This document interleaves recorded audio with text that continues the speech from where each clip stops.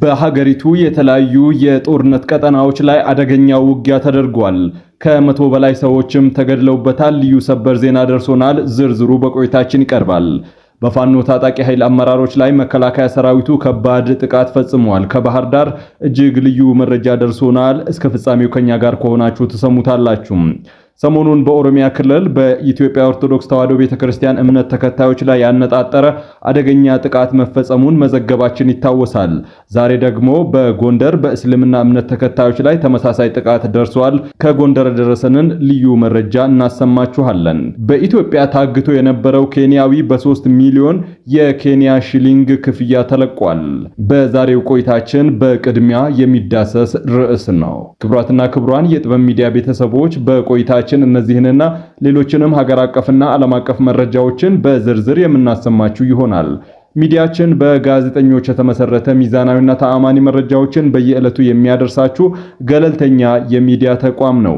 ለቤቱ አዲስ የሆናችሁ ሰብስክራይብ በማድረግ የደወል ምልክቷን በማብራት የቤቱ አባል ትሆኑ ዘንድ በታላቅ ትህትና እንጠይቃለን። የዕለቱን የቢዝነስ ዘገባዎቹን አስቀድመን ወደ ዝርዝር ዘገባዎቹ እናልፋለን።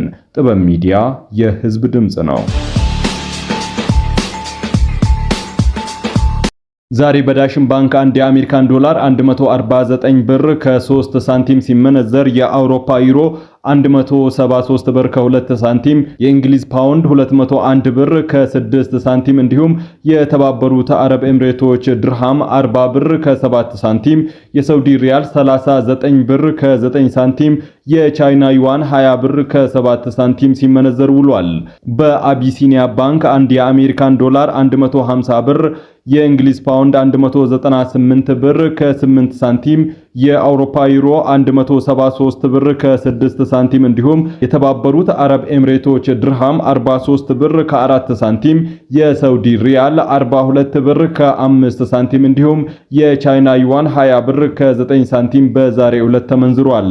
በህብረት ባንክ አንድ የአሜሪካን ዶላር 148 ብር ከ4 ሳንቲም፣ የእንግሊዝ ፓውንድ 195 ብር ከ2 ሳንቲም እንዲሁም የአውሮፓ ዩሮ 172 ብር ሲመነዘር ውሏል።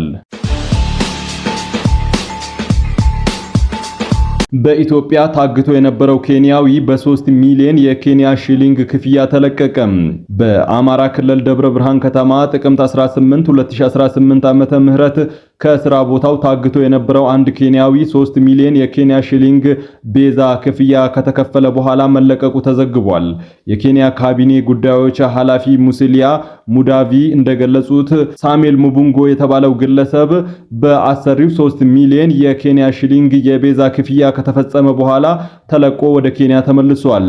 ግለሰቡ ከአዲስ አበባ 120 ኪሎ ሜትር ርቀት ላይ በምትገኘው ደብረ ብርሃን ከተማ አንድ የመስታወት ማሸጊያ ፋብሪካ ውስጥ ስራ አስኪያጅ እንደነበረ የኬንያ መገናኛ ብዙሃን ዘግበዋል።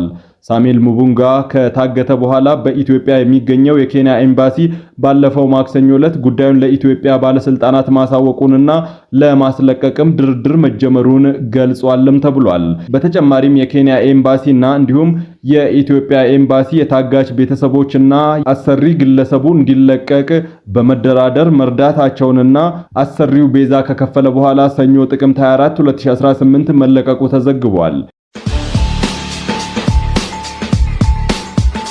በጎንደር ከተማ ለኢሻ ሶላት ወደ መስጂድ እያመሩ የነበሩ 5 ሙስሊሞች እገታና ግድያ እንደተፈጸመባቸው ተገለጸ። በጎንደር ከተማ ማራኪ ክፍለ ከተማ ልዩ ስሙ ገንፎ ቁጮ በተሰኘ አካባቢ ጥቅምት 22 2018 የኢሻ ሶላት ለመስገድ ወደ መስጂድ እያመሩ በነበሩ 5 ንጹሃን ሙስሊሞች ላይ እገታ እንደተፈጸመባቸው የተገለጸ ሲሆን በዛሬው ዕለት ከታገቱት መካከል ሷሊህ አህመድ የተባለ የቀን ሰራተኛ የነበረ ግለሰብ መገደሉ ተገልጿል።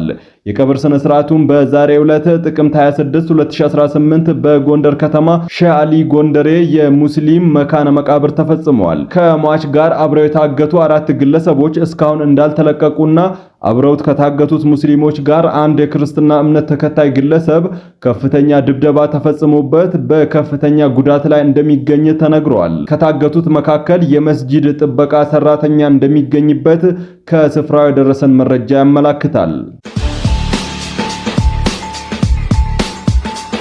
ሰራዊቱ በተለያዩ አካባቢዎች በፋኖና በወቦ ታጣቂ ቡድኖች ላይ ሰብአዊና ቁሳዊ ኪሳራ ማድረሱን አስታወቀ። የሪፐብሊኩ ጥበቃ ኃይል ክፍለ ጦር በተሰማራበት የግዳጅ ቀጠና አመርቂ ውጤት አስመዝግቧል ያለው ሰራዊቱ በሰሜን ሸዋ ዞን ያያ ጉለሌ አካባቢ በተደረገ የተቀናጀ ስምሪት የቡድኑ ሻምበል አመራር የነበረው ጃል ፍሮምሳን ጨምሮ 16 የወቦ ቡድን አባላትን በመደምሰስ 3ቱን መማረክ ተችሏልም ብሏል። ክላሽ፣ የክላሽ ጥይት፣ ሽጉጥና ቦምብ፣ የብሬን ጥይት በመማረክ ታጣቂ ቡድኑን በመቅጣት የአካባቢውን ሰላም መመለስ እየተቻለ መሆኑን የገለጹት የሪፐብሊኩ ጥበቃ ኃይል ከፍተኛ የጦር አዛዥ ኮሎኔል ግርማ ደምለው ናቸው። ታጣቂው አሳቻ ሰዓትን ጠብቆ ተጓዦችን በመዝረፍና በማፈን የህብረተሰቡን ሰላም ሲነካ ነበር ያሉት የሱሉልታ ወረዳ አስተዳዳሪ ሲሳይ በሻዳ በክፍለ ጦሩ በተወሰደበት እርምጃ በቀጠናው የነበረው የወቦ ኃይል መደምሰሱን ገልጸዋል። በቀለብ ሰፈራና በዝርፊያ የተሰቃየው የአካባቢው ማህበረሰብ የቡድኑ ርዝራዦች ከአካባቢው ጨርሰው እስኪጠፉ ድረስ ከሰራዊቱ ጋር እጅና ጓንት ሆኖ እየሰራ መሆኑን የተናገሩት የወረዳው አስተዳዳሪ በተመሳሳይ በምዕራብ እዝ የህዳሴ ኮር በተሰማራበት የግዳጅ ቀጠና በሚንቀሳቀሰው የፋኖ ታጣቂ ኃይል ላይ ቁሳዊና ሰብአዊ ኪሳራ አድርሷል ሲል ገልጿል። የኮሩ ምክትል አዛዥ ኮሎኔል መንገሻ ታከለ መንገዶችን እየዘጋ በየቀበሌው ህዝብ ሲያሸብር የቆየው ዘራፊ ቡድን የሰራዊቱን ምት መቋቋም ተስኖት በመበታተን ላይ መሆኑን ገልጸዋል።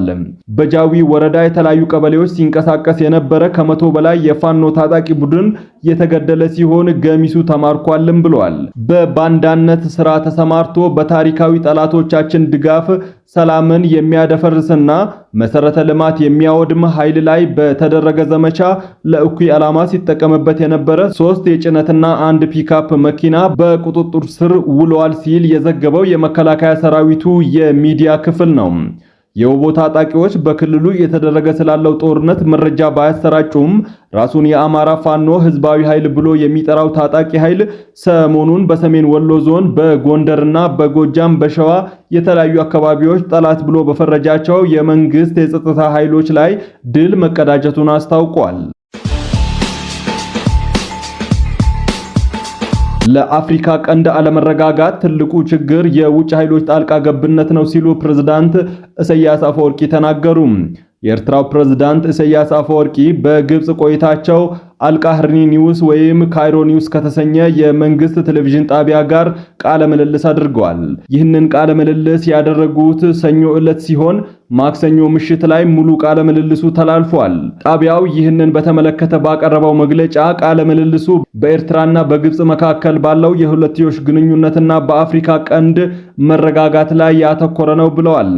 እንዲሁም ቀይ ባህርን በተመለከተ በተለይ በሱዳንና በሶማሊያ ላይ ትኩረት በማድረግ ለተነሳላቸው ጥያቄ መልስ መስጠታቸውን የጠቀሰው ቴሌቪዥን ጣቢያው በተጨማሪም ፕሬዝዳንቱ በዓለም አቀፍ ጂኦፖለቲካዊ አሰላለፍ፣ በንግድ፣ በኢንቨስትመንትና መሰረተ ልማት ዙሪያ ኢኮኖሚያዊ ትብብር የሚኖረው ጠቀሜታን በተመለከተ ማብራሪያ እንደሰጡ አስረድቷል። ፕሬዝዳንቱ በዚህ ቃለ ምልልስ ሲናገሩ ለአፍሪካ ቀንድ አለመረጋጋት ትልቁ የውጭ ኃይሎች ጣልቃ ገብነት ነው ብለዋል። ቀይ ባህርን በተመለከተ ቀይ ባህር ለቀጠናው ሀገራት ብቻም ሳይሆን በመላው ዓለም ለሚገኙ ሀገራት እጅግ ጠቃሚ የሆነ መተላለፊያ ነው በማለት መናገራቸው ተመላክቷል። ዞህራን መንዳኒ የቀድሞ የኒውዮርክ ገዢ አንድሪዮ ኩማንን ባስደመመ ታሪካዊ ድል በማሸነፍ የኒውዮርክ ከተማ ከንቲባ ሆነው ተመርጠዋል። የኒውዮርክ ሶሻሊስት አቀንቃኙ ማምዳኒ በዘመናዊ የአሜሪካ ፖለቲካ ታሪክ ከታላላቅ የፖለቲካ ድል ክስተት መካከል አንዱ ተብሎ ተሞካሽቷል።